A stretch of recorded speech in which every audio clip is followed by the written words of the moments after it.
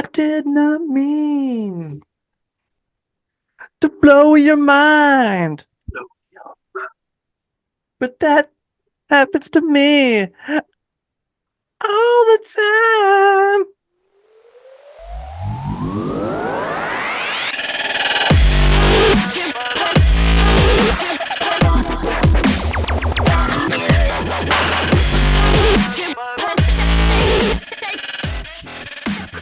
Welcome back to another exciting edition of Rake Position, where four lifelong friends, I had four up, I swear, are living out the dream from the comfort of their chairs, and we're back with another exciting post-Christmas episode.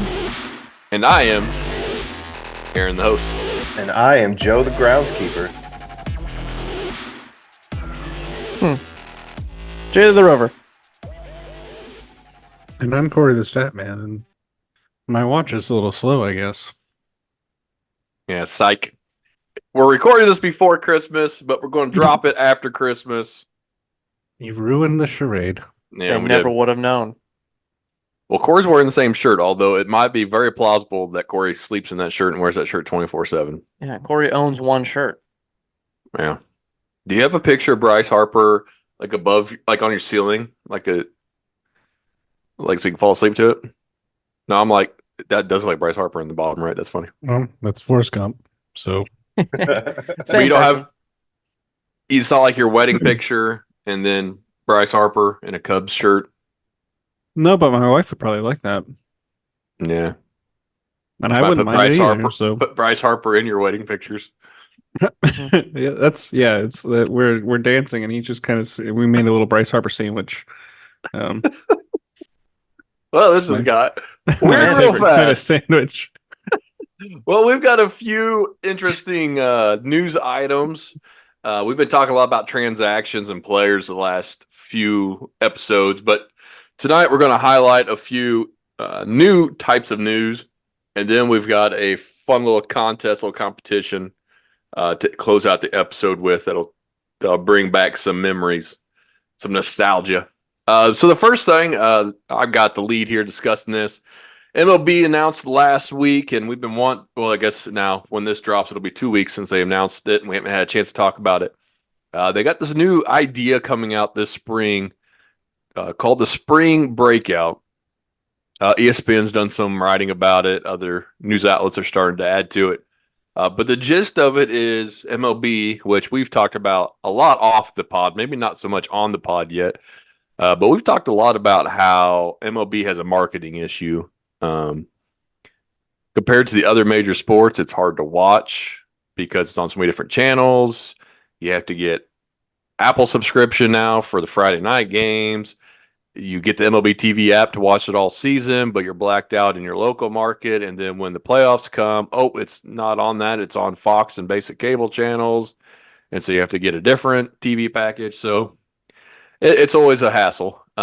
Marketing has been an issue. And with that is player recognition, celebrating the players, even like the announcers. I don't know about you guys, but like some of the announcers that I see frequently always are putting down the young players for having fun and enjoying themselves, going crazy on home runs and all this new stuff. That's pretty much the norm.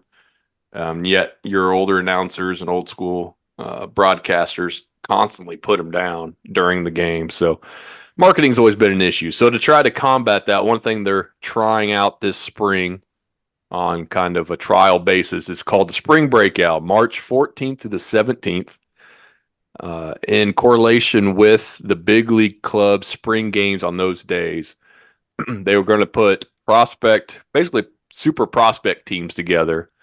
And so whatever big league clubs are playing, they will both bring a team of 20 to 25 of their best prospects across all levels, put them on teams, and do a doubleheader with the big league clubs on those 4 days at the main spring training sites. So I assume that works out. Everybody gets to do 2 home games. I haven't looked at the schedules, but I assume it works out where everybody gets to do it twice at home and twice on the road.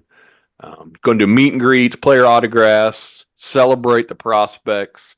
which they've been putting more emphasis on the prospects the last few years. It seems like as teams have begun to rely on the younger guys more and more.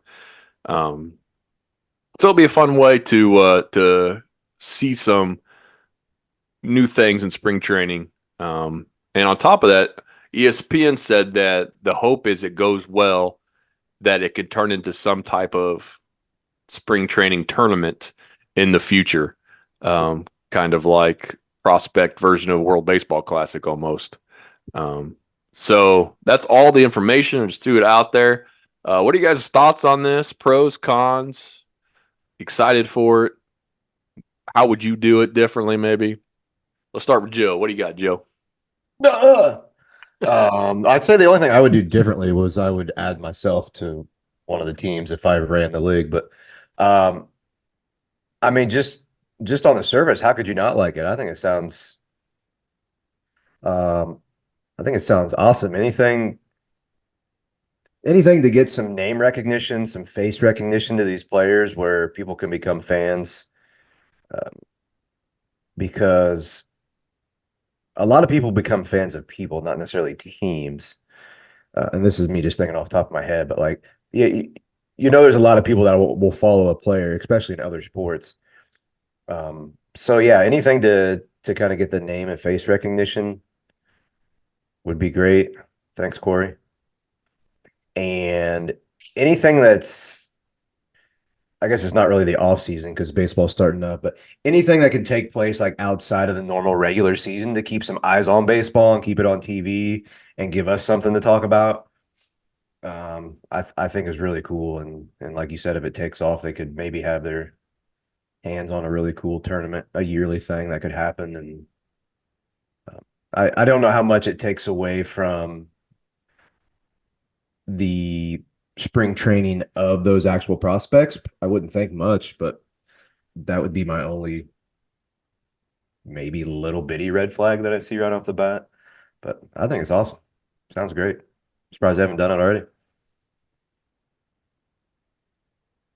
Jared, what do you got? I don't think there's any con to it. I mean, kind of like Joe was saying, anytime that you can market it, I mean, it's just only going to help, in my personal opinion. The thing I wish they would do, I mean, even the NFL does it, where they have Nickelodeon games. Like that would be such an easy thing for baseball to do because, like we've talked about in previous pods, like a lot of like young kids, like you start playing baseball at such a young age, and so like that's an easy way that I could think of to make it instantly fun, is to give them some Nickelodeon games to like get these kids to recognize these players, but then um to market it. And I guess that's what's just so frustrating. We've talked about it before, but there's so many avenues to do this, and to the MLB is going to make its money regardless, but like why are you making it so complicated to watch a baseball game? Mhm. Like um Apple TV getting on board and doing the Friday night baseball is awesome. And I've watched it, but not everyone has access to Apple TV, and that's just another subscription. I mean, this Bally Sports thing, we don't know what's going to happen with that. It sounds like we're about to lose more. Like maybe Prime's going to pick it up, maybe they don't. But it's just frustrating. So maybe this is a step in the right direction for MLB to do this, and so I hope it goes well. To showcase those players, because I was thinking the other day how, like, let's say Mike Trout's one of the most popular players in baseball. I think I could walk past him like just on the street and not know who he is. Like I think that's a possibility that could happen. Like people like a Patrick Mahomes, or like a player that is like so like just in the view all the time, you're gonna know who that is and be like, oh, or yep, thanks Corey, showing your shirt again, Bryce Harper. Like you're gonna know who these players are, So Mhm. like I don't know. I'm all for it. I think I've been very adamant about getting baseball to promote themselves even better. So hopefully, again, this is a step in the right direction. Do you think with the Nickelodeon games they could like actually have T-ballers and little leaguers out there going against some of the prospect teams? That would be fun. I'd watch it. That's probably a bad idea after how some of these home run derbies have gone the last Yeah. couple of years. Yeah, no joke. Oof. No, before I get to spring breakout, I do think that's a great idea because, like, try and sit down and watch games with my children, and maybe 10 minutes, and they are asking to watch something else, or they are somewhere in the house, and I'm not aware of where they're at, which is getting to be okay as they get a little bit older. But um, there are certain times where you need to know where your kids are at. So Corey's yeah, kids are just bigger than him too. He's like yeah, that's 4'2", true. 49 pounds. So they've already Right? outgrown him. Yeah, they beat me up on a daily basis. Um, but I think this is great. I tried to do a quick little search here while we were talking about it because I hadn't looked it up yet. But I hope that the games are available to watch. Um, I mean, I think a lot of them are going on at the same time, but if they do all this thing and then it's only for the 10,000 people per stadium that are there Hmm. and like a camera crew and you can watch the highlights, you can watch the 30-second highlights after they're over. Um, but I did, I assume that they have already made this big of a deal of it. It will, there will be somehow, if it's behind even like the MLB TV package, that's kind of awful because that's $100+ a year. Um, so I hope because they do free games sometime, like they do free games the day. I hope that they would make this like a free, at least one of these games every day free. Um, but I think it's really cool. Specifically some of the matchups that you're going to see. I know the big one that's been touted is the Orioles versus the Pirates, where you'll get to see Jackson Holliday face up against presumably Paul Skeens pitching. I assume they would probably treat this similar to like an all-star game as far as the pitching staffs are concerned, where you got a guy going one or two or three, and then a few guys coming in after that. But we'll see what happens the first time. It'll You be a got a month into spring training, and I saw that's kind of like why teams are on board with it. Like they're always apprehensive about people going to World Baseball Classic Mhm. because the player's out of your control, and in some cases, it's a manager like Mark DeRosa who's never managed before in control of your pitchers. In this case, they're with your team, they're with your Mhm. staff, so you can coach and manage them however you want. It's on you. So I wouldn't be surprised by at this point, 3-4 weeks in, if some of these pitchers are going. I mean, minor leaguers don't go 6-7 innings anyway, Yeah, but yeah, you'll see them pitch more like a normal minor league yeah. game, I I was think. just wondering more about just kind of visibility, like trying if the Mhm. goal is name recognition, trying to get as many people in as possible. Yeah. Um, the other one you got Does Pirates Washington play each other? I haven't seen any uh, games, but that'd be fun. Skeens versus Cruz. yeah, so it's That not managed to Skeens happen. is in that's I don't think that's one, but it is oh no, that's I thought we were gonna have a Florida matchup between like Langford and Waldrop, but I don't think that happens either. Um Yeah, like yeah, Texas is out there, Arizona. we've got Washington at the Mets. Some teams do only have one game, which is kind of strange. But um Okay. So everybody's going to have different amounts of games, or are they yeah, doing like the it? Cardinals have two. Where was that tab at? There's one, two, five, what was that? Eight. So it's 15, 17 total games. Okay. Um, so the Cardinals have two. It looks like the Cubs only have one, and that's it against the White Sox. The Braves play the Red Sox, and that's the only Braves game. Enough Uh, prospects to do a team, so that's fine. yeah, well, that might have been why it was that way. But the Cardinals, you got Marlins at Cardinals on Friday, March 15th, and you got Astros at Cardinals Sunday, March 17th. Uh, so yeah, it's I think it'll be a lot of fun. If they're making this effort to try and promote the young players and promote the game, hopefully Mhm. they take the extra step and make it readily available for people to watch. Which it seems like a no-brainer to me, but there's a lot of things that Major League Baseball does that would seem like a no-brainer to me that maybe I should say a lot of things that Major League Baseball They doesn't do don't do, yeah. that seems like a no-brainer to me. But it's really cool, especially as a guy that I think pays a little bit more attention to this than the average fan. It's better than your minor leaguers practicing on a backfield with no exposure for sure. Mhm. So it's cool. Jared, how did you're the NBA insider here? I know the tournament went well in season tournament for the NBA. LeBron made a big deal to do about winning it at least. They even hung a banner I saw in the arena. What do they get for winning that? Is there So what perks? So they actually get like there's a trophy, and like yeah, each player gets money. So like it's a thing for your person who really is like I mean obviously like your star players don't need any more money because they're making I mean the NBA is very Hmm. profitable. Um, but a lot of this is for your players on the bench that don't really play much. Like it's everybody on the team gets like a pretty decent sized check. Um, and it's just something to play for early in the season. You know, it's a long Hmm. season, 82 games. And you don't really feel like it ramps up until towards the into the season. But so you do get a trophy, obviously bragging rights, but it was very successful and it seems like it's going to continue. So um, maybe it's something else that the MLB can adopt too.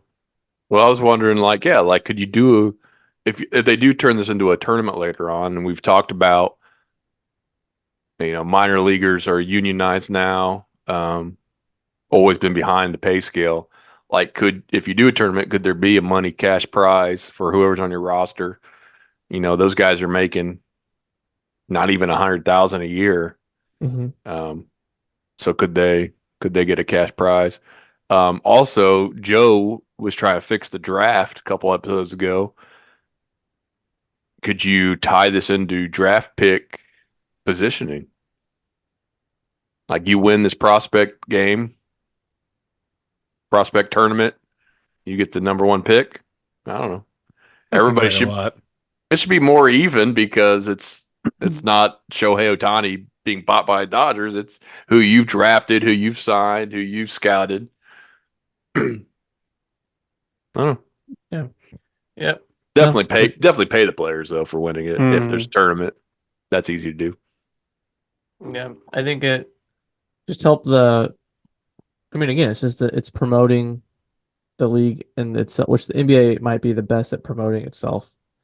Hmm. Um, but it's just another way that they promoted that, and then it's an incentive early in the season for the players to play. Hmm. I like it. We were talking about the payouts and stuff. This wasn't in our agenda, but it just came to my mind. Did you see?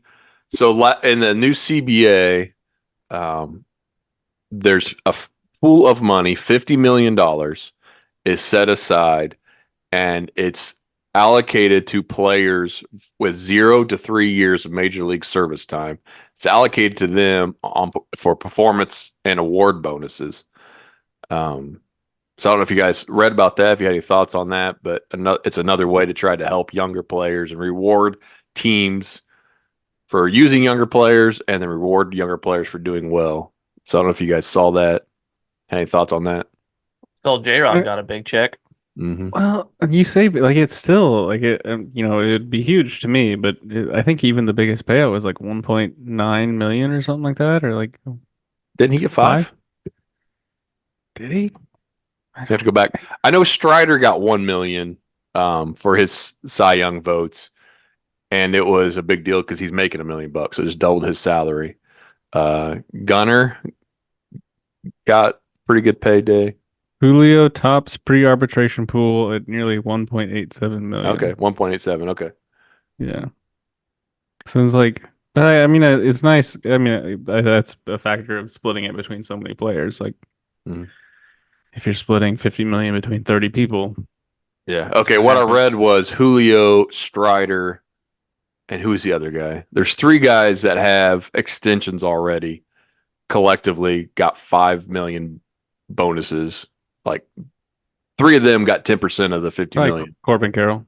Corbin Carroll, yes, there you go. So those three guys who already have long-term extensions were responsible for 10% of the bonus pool. So they were wondering if people who have already been extended should be eligible for these bonuses. But I that was something that was mentioned last year, but I hadn't really paid much attention to. So it's another way for young players to get rewarded. So I thought that was cool. Any other thoughts on anything prospect related? Take us to the birds. Yeah, it takes the birds, Jared. Birds. Oh, The Orioles? Is that what we're talking about? Yeah, the Orioles. Oh. I don't know why you gave me this because it's I Aaron, didn't take I it don't want to do away. all, I don't want to do all the talking. That's why. You're our East You're, Coast. you're the I Baltimore. You're our understand. East I'm the Coast and East Pacific Coast, Northwest Yeah, you're correspondent. the Pacific Baltimore Northwest. I'm the Mariners. NBA insider all of a sudden, and Fashionista. I mean, the latest news is they got a deal done to stay at Camden Yards, so that's dope. But then I think we were going to talk about last time that guy that was going to buy them, so that's not a thing now. That's where I guess why I don't know why he gave it to me because I didn't read up on it too much to understand what's going on, honestly. So fill me in, Corey or Cooney, save me from this No, this segment is because Aaron. How do you know Oh I can't gosh. fill you in?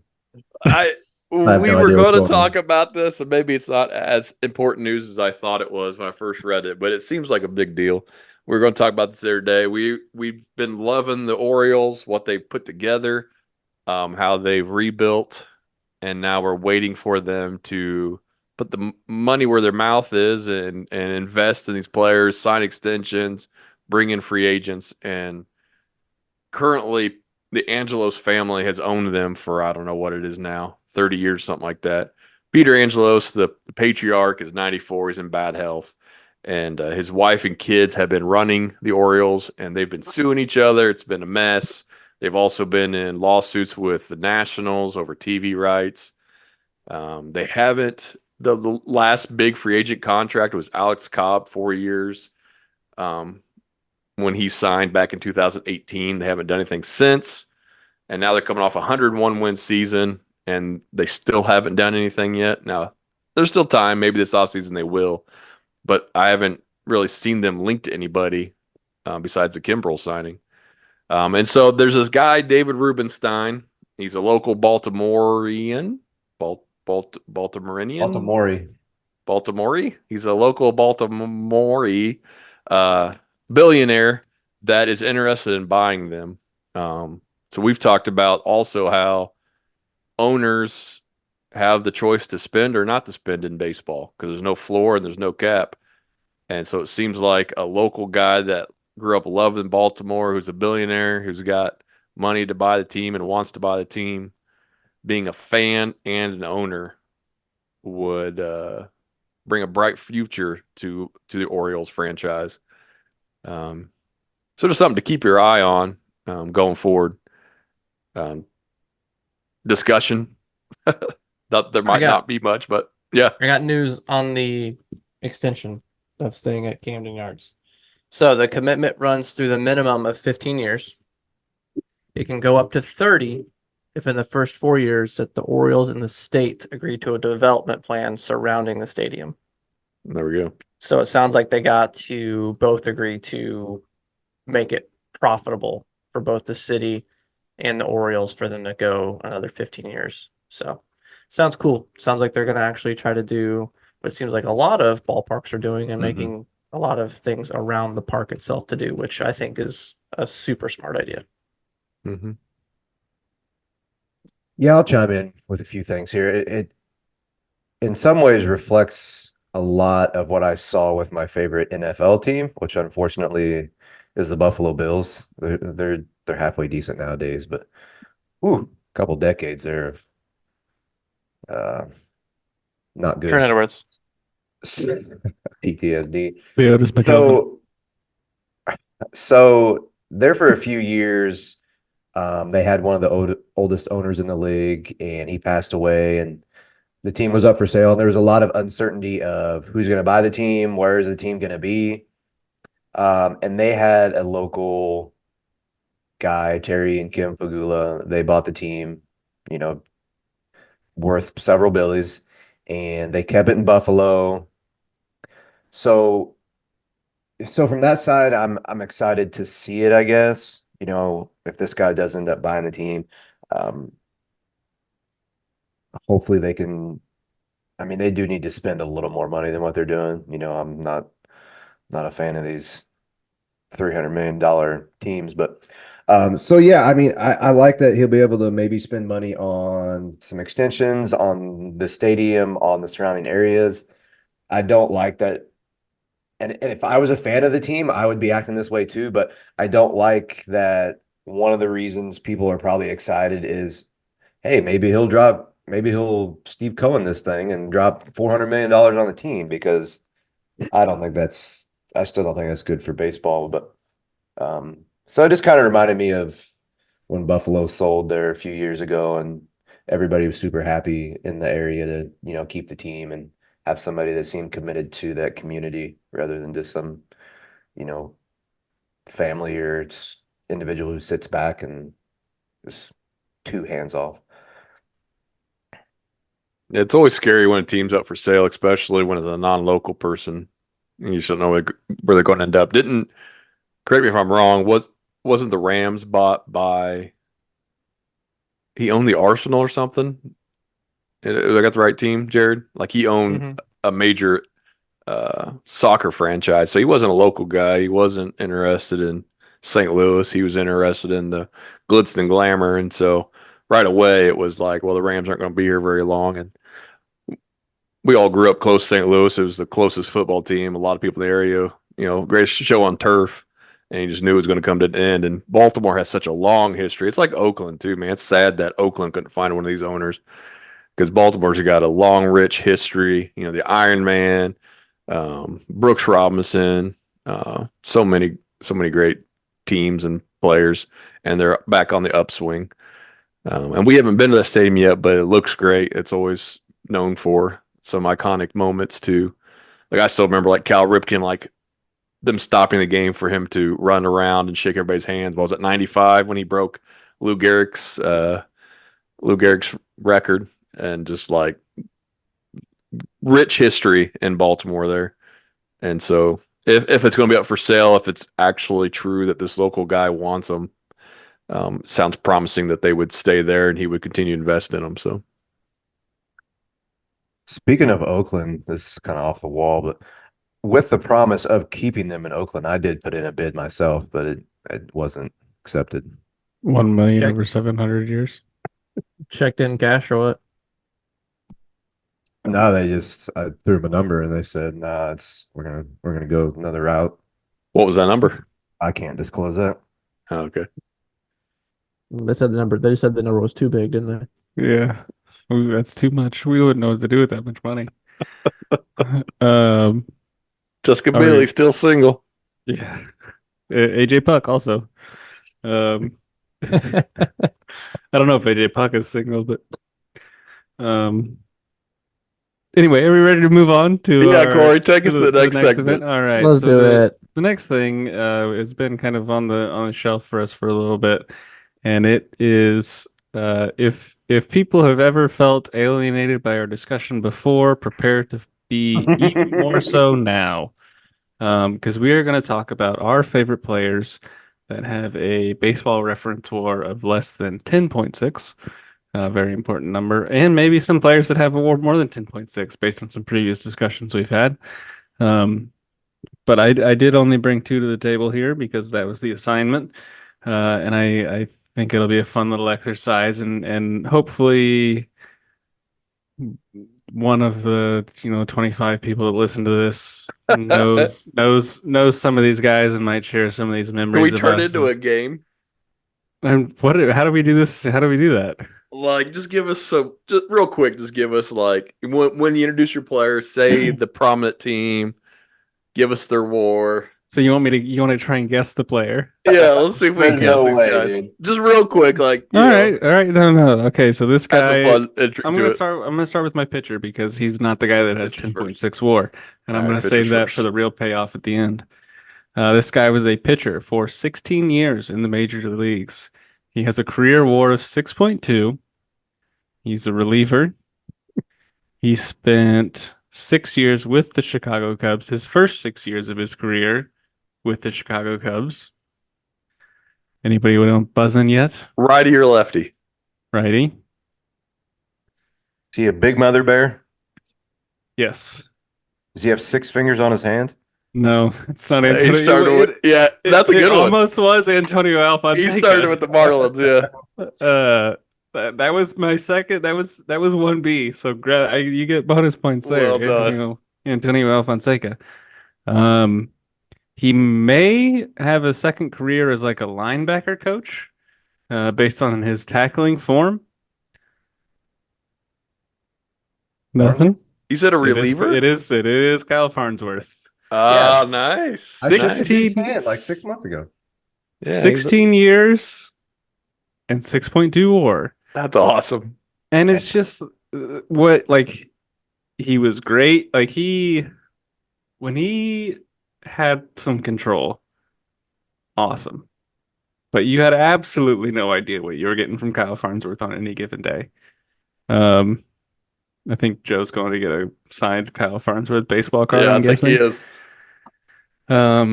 But his numbers are not great. He was 43 and 66, 4.26 ERA. I wonder what his career walks per nine, 3.8 walks per nine. And this is like back when it seemed like people like the strike zone was like twice as big as it is now. Um, just a a joy to watch and also a stressful watch. But you know, he's just a guy that I liked watching pitch because it was an adventure. Um, so I don't know if anybody's got anything to add about Kyle Farnsworth. I don't really expect I that a lot of us, because like a lot of us probably don't appreciate these other guys that like I were love it. for the most part bad. He pitched for all But of our teams too, didn't? No, he never did for the Cardinals, did he? no, uh, I would not have guessed he pitched for 16 years. That's yes, crazy. that's what I thought as well. Mhm. I can't Um, find my signed card from him. It's probably buried in a drawer somewhere, but Is that what you um, tried to buy the Oakland Athletics with? I have this Kyle Farnsworth just signature. slides that across the table. Yeah, it doesn't say a Oh, word. Sir, this is a this baseball is way card. too much. he's also like I don't I'm sure he's not pro, but he does like bodybuilding shows. Hmm. I saw the guy earlier this year at a charity game. Super jacked, super nice. Um, so yeah, good pick, Corey. He tackled opposing pitcher Paul Paul Wilson Wilson, after he yeah. threw up an in. Yeah, and it was a great tackle. So love Kyle Farnsworth. Yeah, describe Um, that a little bit more to the listeners because it the wasn't like a normal. yeah, so I mean I pulled up a video and it's actually an interview and All he's came basically towards saying him. yeah, so Not really. well no he Well, did. he started.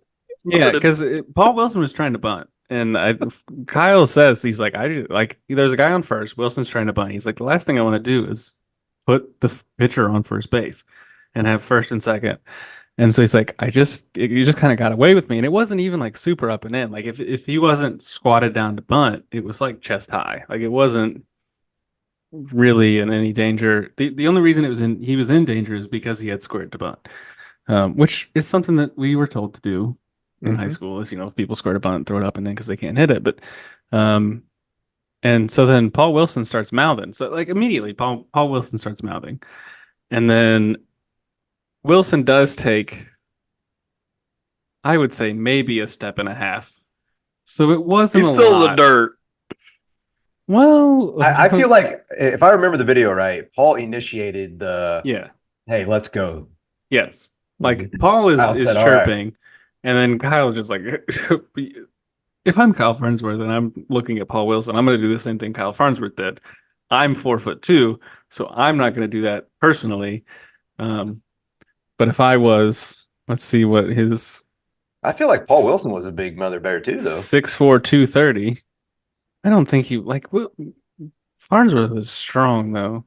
Oh, I mean, like, yeah, genetic wise, he's probably got Like 10. if you're putting Kyle Farnsworth and Paul Wilson in a boxing ring, I'm going to take Carl or Kyle Farnsworth 10 out of 10 times. So yeah. But That's awesome. Because it was two pitches, right? Like first pitch almost hits him. Wilson mouses.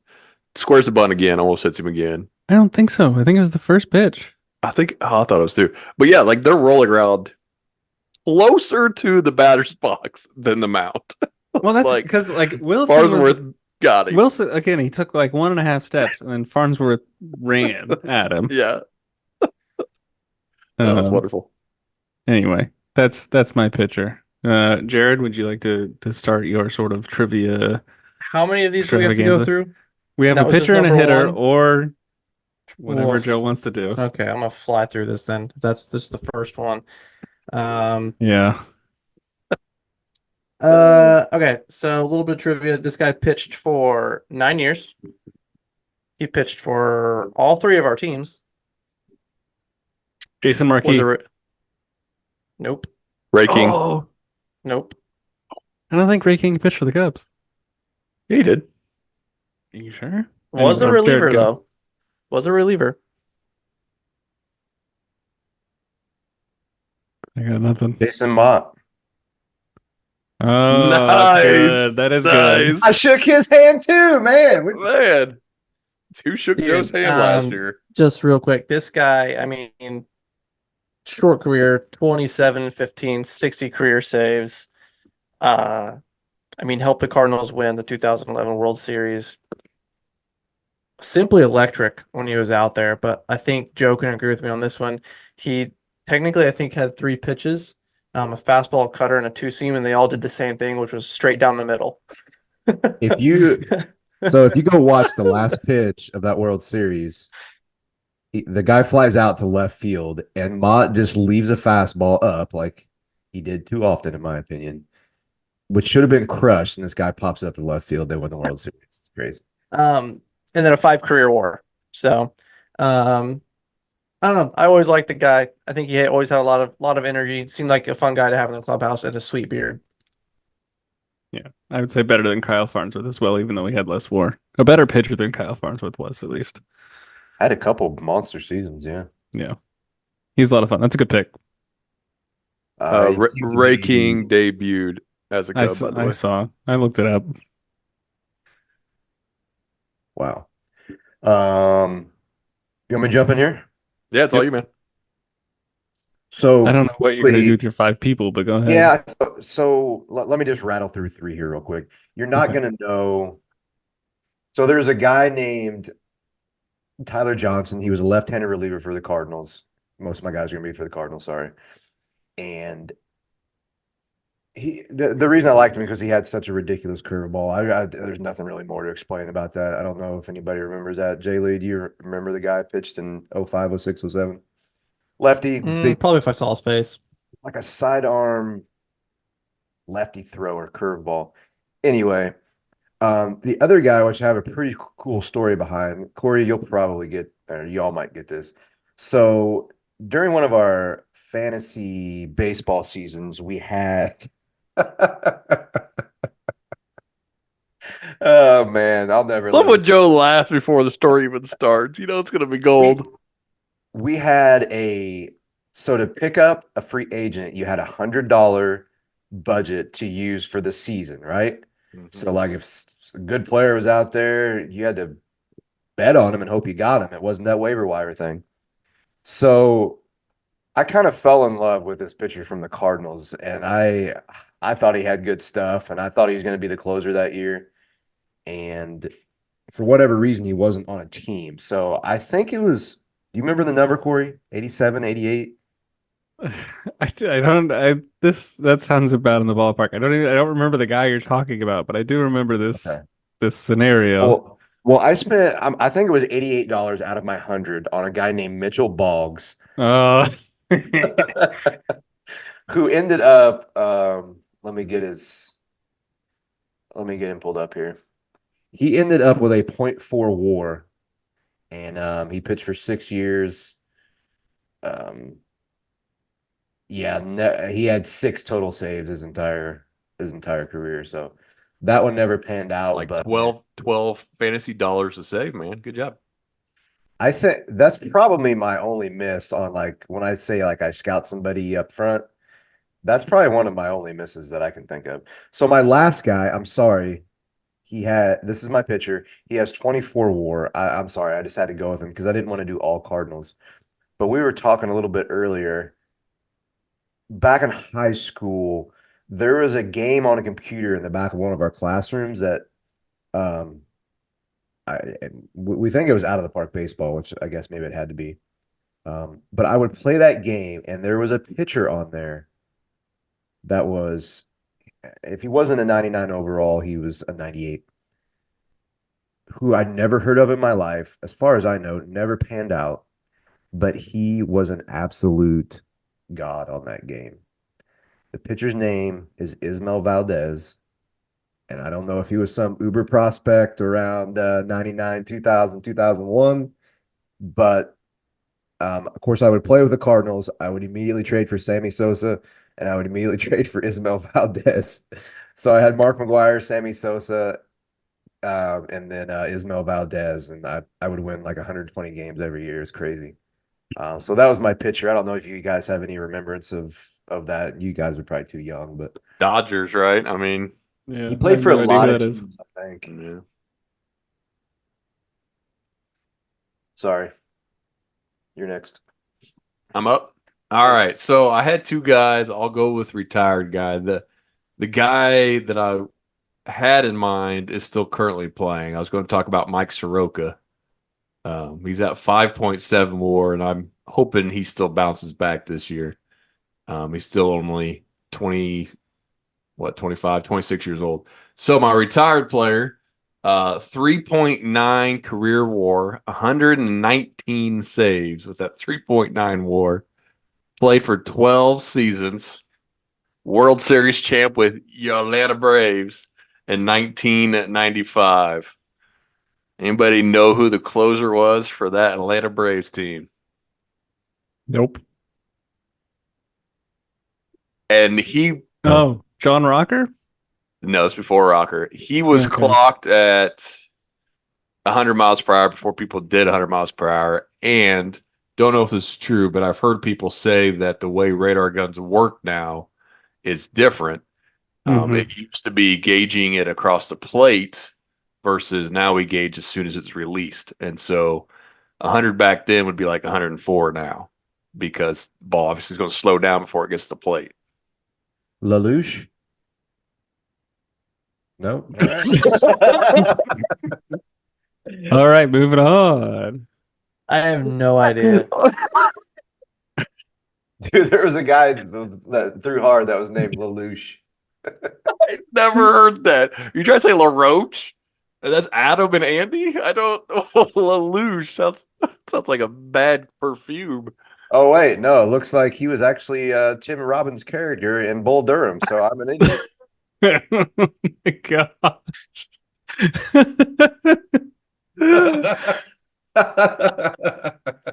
Well, you were close, but I was going with Mark Wohlers. Mark Wohlers is who we were going for here. At 25 with the Braves, he had 2 ERA with 25 saves. 96, he was an all-star with 39 saves and a 3 ERA. 97, he had 33 saves and a 3.50 ERA. And then he got the yips, and it was just bad. 10 ERA, two appearances, 2 homers next year.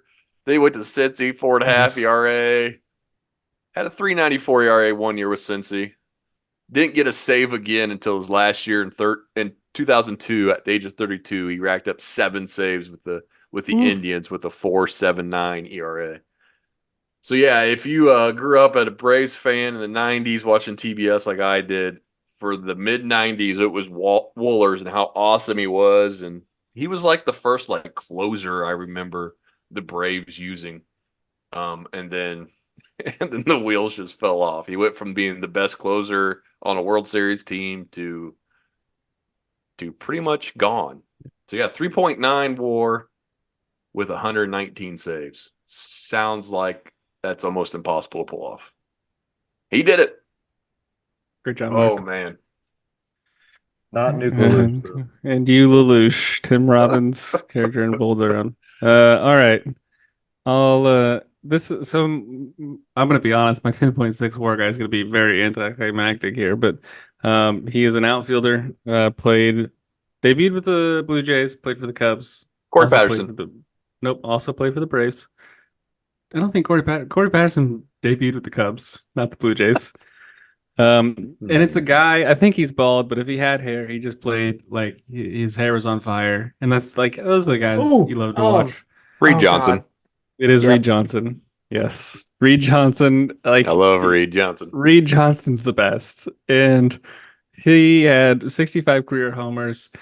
None of these numbers are going to jump off your screen, but if he played on your team, you loved watching this guy play because he was 110% effort all the time, put his body on the line, and just like he came over to the Cubs, and I was like, okay, and then like you watch him day in and day out, and you just appreciate the effort that this guy puts in. Um, and it makes me happy that you guys were both pretty quick to figure that out because I know that appreciation of Reed Johnson is shared. So, um, just a lovely man to watch play baseball, and he had a interesting facial hair as well. But Mhm. that's not what we're talking about. So Reed Johnson, always going to be one of my favorite players. The guy that a lot of people won't know who they are or who he is, but I will. I wonder if they've got a sweet Reed Johnson highlight clip on YouTube that I could find real quick. But Jared, if you want to take it away while I try and find this, um, do so. Yes. This is probably the one I was most excited about to talk and mention because I don't think I've ever, I guess I'm gonna use the word fallen in love with a baseball player as much as this guy. Um, it's another Cardinals player. When he was playing and he wasn't in the lineup at a game I went to, I was like, I didn't want to be at the game anymore. Like I was just done. But just to go through a little bit, he has a .4 career WAR. He is a world champ. Can we step in anytime we want here? I He know. can step in anytime you want. Uh, super utility. Oh, Oh no. I was going Mm-mm. super utility. It's The not next clue Bo I'm because he only played second base. the next clue I'm gonna give you. Well, actually, two clues from now. Number 33 jersey, but number one in your heart. Daniel Current Descalso. Cardinals bench coach Uh, Daniel Descalzo. that's This good was too. this was my Second baseman. guy, and dude, and it may have just been my like my love for him, but like I swear that guy had like a rocket for an arm wherever he played. I didn't seem like wherever he was playing, he would just throw it 100 miles an hour. But also just another guy that you want in your clubhouse. Played would come in defensively for us quite often, uh, and just kind of second base, shortstop, third base. Probably even played a little bit of first base too. But so when they signed him as the bench coach, I was actually ecstatic. So I hadn't heard that. He's going to be bench coach this year. Mm-hmm. hmm Oh, nice. Where have you been? I missed that. Apparently. hmm Also looks So like Jay Lee a little bit too. Maybe that's thanks. Wow. look a picture up, bro. Yeah, I'm, just like he's the guy who was in he's uglier Selma. than you, but yeah, he And then also look, and is then look up athletic. Nick Markakis and tell me which one looks more closer, like to. I gotta look up Um, Daniel Descalso now. but yeah, no, that's Aldo with a that's my bigger. guy. And I'm super bummed because I couldn't find it, but I actually have a signed Daniel Descalzo mini helmet somewhere, but I don't know where it ran off to. Doesn't look like Jared. Daniel Descalzo could possibly could All possibly right, Joe, be just like just talk about you guys. he He'll could Stop probably just get in talking about trouble. who doesn't look like Jared. Because yeah, we already got canceled once. I don't know if he canceled twice, but based my on guy. lookalikes, So the assignment here was pick a guy. What was it? Mine 10.6. under 10.6, but what was the other criteria? And you've That's it. already picked the guy with 24, so you're playing Yeah, by the so rules who real cares at this point? well. There wasn't really another criteria. It was just Some that's okay. Well, basically this end of list. guy he played first base, wore number 5 for the Cardinals. I think you Albert Pujols. misunderstood the assignment. Yeah, No. it Okay, wasn't sorry. one divided by career war. It was He had like an Average 10 88.5 WAR a career WAR. season. So this guy had 2.8 WAR. He played 5 seasons for the Cardinals, '05 to '09. 55 Chris home. Duncan. John Mabry. No, it's Chris Duncan. Good job. Oh, nice. Oh, nice. So this guy actually Woohoo!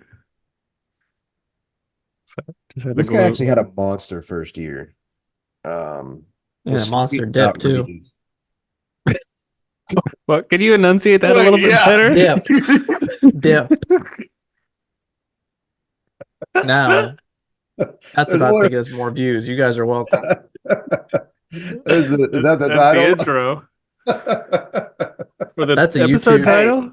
Hey, he could have. We don't know that part. That's a YouTube But short for sure. That's gonna get so many views. but so his bat at least for this like season and a half, because it went downhill pretty quick. His bat was so good that you still put him in the field, even though I've never It was seen atrocious. anybody. He made Matt Holliday look like an elite Gold Glover It was pretty playing bad. playing left field. I mean, he was so lost out there. Him trying to chase down a fly ball or do anything was laughable. But there for a couple seasons, and I guess maybe he got figured out once they got some tape on him or whatever. But um, the dude could rip the ball. He slugged 589 his rookie year. And went downhill after that. And he actually did pass away, I think, from Yeah, Mhm. pretty brain recent. cancer or something here a few years ago. So R.I.P. Chris Duncan. But Yeah, I always liked Your- Duncan. And your massive dip. Dip. All right, I'm That's a pretty good thing. confident you guys aren't getting this guy, but he's one of my favorite all Well, if we timers. didn't get the first Andrew one Jones. So yeah, Andrew Jones. There you go. So this guy played 17 seasons, had a negative .1 WAR. His career OPS in over 1,000 games is 530. oh my gosh. and he Is he a pitcher? His career slugging is 259. And no, What position twice in did he his play? career, he's a middle infielder, primarily shortstop. Obviously, he's really good at defense. If he's got a career 530 OPS, he has 2 career home runs. I remember his second one very clearly, and it happened in 1997. And it's a Brave shortstop. Yeah, I have no idea who this guy is. Rafael Belliard. Guys, do you remember him, Joe? Makes me think of Ronnie Belliard, but No, a complete opposite of Roddy. So Rafi debuted in 1982 as a 20-year-old shortstop for the Pirates. Was the youngest player in the league when he debuted. Spent his first 9 seasons with Pittsburgh. Oh my Mainly as a gosh. backup. Are you looking at his stats? He has a Mainly as 46 OPS plus. dude, He but had he played 43 stolen bases. Yeah, 142 17, RBIs in his career. 17 seasons. How People good get do you have that to in a be at year. defense? How good do you have to be at defense to play 17 seasons? And then he went to the Braves. There's only 2 teams, 9 with the Pirates, then 8 with the Braves. And twice, his first 2 years with the Braves, he was the starting shortstop. His second year with the Braves had a 494 OPS in 144 games. But then Jeff Blauser showed up, and Jeff Blauser could actually hit. And so it was Belliard would come in, defensive replacement for Blauser. And that's pretty much what he did the rest of his career once Blauser showed up. He somehow won an arbitration case. They're like, oh no, don't look at my offensive numbers. I'm good enough at defense. Yeah. They're like, you don't play baseball. He's like, yes, I do. You should get 0. No, I Roll a should ball get 5. towards me. I'll Yeah, show you how good I can catch it. Yes. But So don't throw it to me with a bat in my hands. his second home run, you see it there in 1997. He played 72 games, had 1 homer and 3 RBIs. Oh my gosh. And I remember so Yikes. clearly at Turner Field, he turned on this ball, hit it to left field, and the place just went crazy. His teammates went insane because it had been 10 years since he had hit a homer. And it was only his second homer of his career. So, I mean, Joe says you hit, you play, and defense doesn't matter. Tell that to Rafael Belliard next time you run into him. The dude was just a beast fielder. Try to see if we get his size. 5'6", 160. So there you go, Joe. He's your size. I Was had he to. actually good at fielding?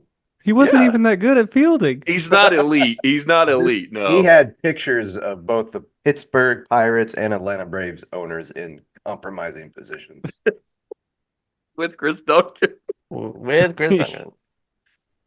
No, he was better than anybody we had. The Braves had Blauser and Limke up the middle, and so Belliard often subbed in for those guys. But he's a positive fielder. But yeah, he's not. He's not like Ozzie Smith. No, He makes Ozzie Smith look like Mark McGuire. But 17 seasons, like it's insane. He's been coaching lately too. I know he coached for the Tigers a few years Hopefully back. not a hitting coach. That's for sure. He's the weight strength and conditioning coach. My gosh. But 17 years negative .1 WAR. That's impressive. I wonder what the record is. Corey, that's your Yeah, I would assignment. be curious. Oh, Like the there's- lowest. 1,000, the lowest WAR with 1,000 games played. Did Dante Bichette win that? I Does he bet. have negative WAR? Let's see. No, he's got 5.6. Okay, man, we should have done him. That's insane But- too. That's the craziest one too. Yeah. Oh, So there I you go, do- guys. So I do have an honorable mention. Go for it. This person, he was actually a hitter and a pitcher. So I feel like Rick I and could Keel. up another time, and it is Rick and Keel. I was surprised he had under 10 WAR. I guess he only had really one season of pitching. 9.1 WAR for his career. Talk about the yips. Talk about the what could have been. Dude was what was his rookie year? He was starting in the playoffs, wasn't it? That's when he lost it. Yeah. So at 20 years old, his rookie year, got second rookie of the year to Rafael Furcal, but Another Raphael up the middle. man, a lefty at 20 dealing what could have been. But he made a decent career out of being a hitter and set for life.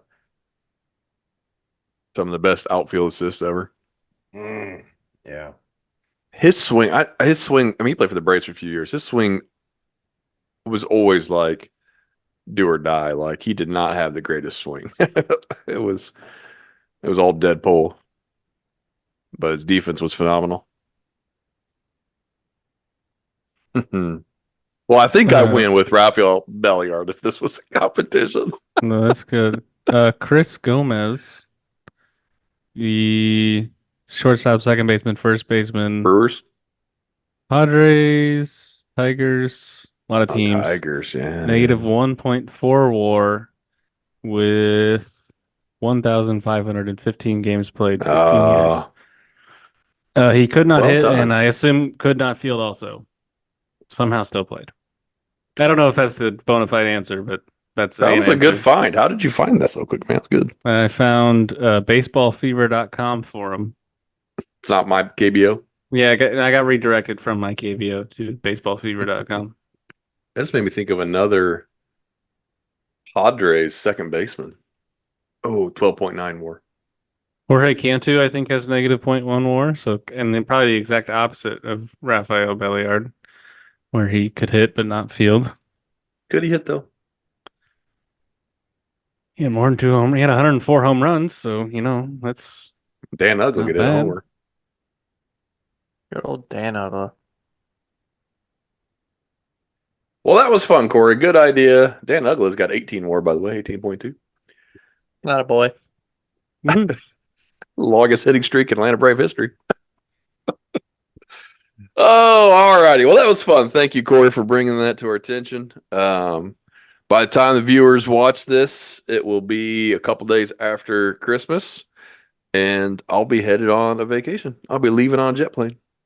Leaving on a jet plane. And that will wrap up 2023. The next time we record, we'll be in 2024. That's Crazy. insane. And It's crazy. Yamamoto will be a He'll still have, I'm guessing he won't sign yet. He'll still have 4 days okay. or so. Gonna be- January it's gonna 10th, be I think, is his cutoff. a Yankee. But hopefully he signs before then. That'd be fun. Yeah. You're saying Corey? Yankees? Yeah. Yes, Jared. Who said I that? think I had the Yankees on Who said our that? Hang on. I said it, but hang on. Okay. No, go ahead, Joe. I think originally I predicted Yankees. I'd probably change it to Dodgers now, but I'll keep Yankees. I don't remember who I said. Do you have that for us? It's somewhere in our document. Yeah. Yeah. All right. Well, he's going to sign in the MLB. That's my prediction. Jared, That's a what good did you want? guess. Corey, where can they find us? We are at Rake Your Position on X with a UR for your Rake Your Position at gmail.com on the email. It's spelled normally. We should have planned that better. Maybe I can, well, whatever. We're on Etsy. Just look around, buy a coffee mug, buy 6, and then send me $12 more. Um, but yeah, just if you Google Rake Your Position, it usually shows up at top of the list. YouTube, Apple Podcasts. I think we've somehow optimized our search engineering there, so now we show up there. So Yay! yeah, listen, reach out, tell us if you have any ideas. We still need to do Matt Sealock's walk up songs. I did find a tool that would be helpful for that. We'll get around to it. Matt, Yeah. thanks for listening, man. Yeah. Write a review. Definitely. I'll send you a shirt and wear a coffee Yes. mug. Or a coffee mug. Tell your friends, tell your mom's friends, tell your mom's friends who has friends in other places. Low, high, who Yeah. cares? Alrighty. And that concludes this episode. But until next time, don't forget to rake Rake. your Yo.